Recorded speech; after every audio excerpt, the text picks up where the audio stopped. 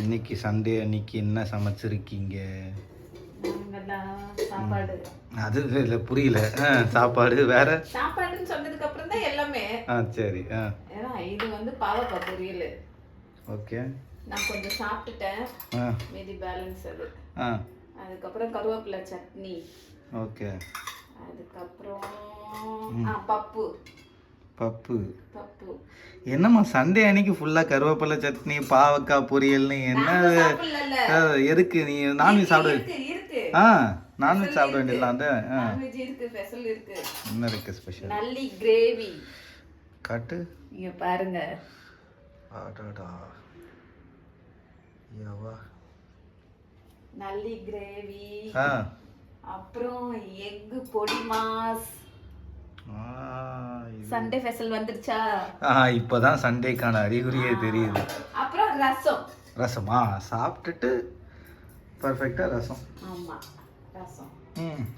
நான் நான்வெஜ் சாப்பிட மாட்டேன்ல, அதனால பாவக்காய் பொரியல், கருவேப்பிலை சட்னி. உனக்கு அது மட்டும் உனக்கு சமைச்சுக்கிட்ட. எவ்வளோ நேரம் ஆச்சு இதெல்லாம்? எவ்வளோத்தையும் சமைச்சிருக்க? நான்வெஜ்ஜும் செஞ்சிருக்க, வெஜ்ஜும் செஞ்சிருக்க. 1 hour தான். எவ்வளவு நேரம் ஆகும்? 1 hour தான். அடுப்பு என்ன மாதிரி 1 hour எப்படிமா சமைப்ப? 3 ஸ்டவ் இருக்குல்ல. இதுல சாப்பாடு, அதுல மட்டன், இதுல பாவக்காய். 3 முடிஞ்சிருச்சா? அப்புறம் கருவேப்பிலை சட்னிக்கு மிக்ஸில ரெடியா போட்டு வச்சிருந்தேன். அத அரைச்சிட்டேன். அவ்வளவுதான் முடிஞ்சது. அவ்வளவுதான் முடிஞ்சது. பப்பு ரசம் எவ்வளவு நேரம் ஆக போகுது? ரெண்டுமே அந்த மாதிரி. ரெண்டுமே 10 நிமிஷம்.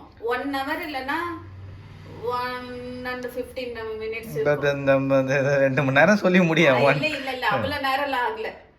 1.25 மணி நேரம் ஆயிருக்கும். இல்லனா அவ்வளவுதான். அதுக்குள்ளே ஃபுல்லா சமைச்சாச்சு.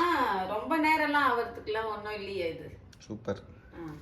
நான் இன்னொரு வாட்டி வீடியோ போடுறேன். அத எவ்வளவு நேரத்துல சமைக்கிறேன். இது மட்டன் நல்லி தான் செம்மையா இருக்கு பார்க்கவே.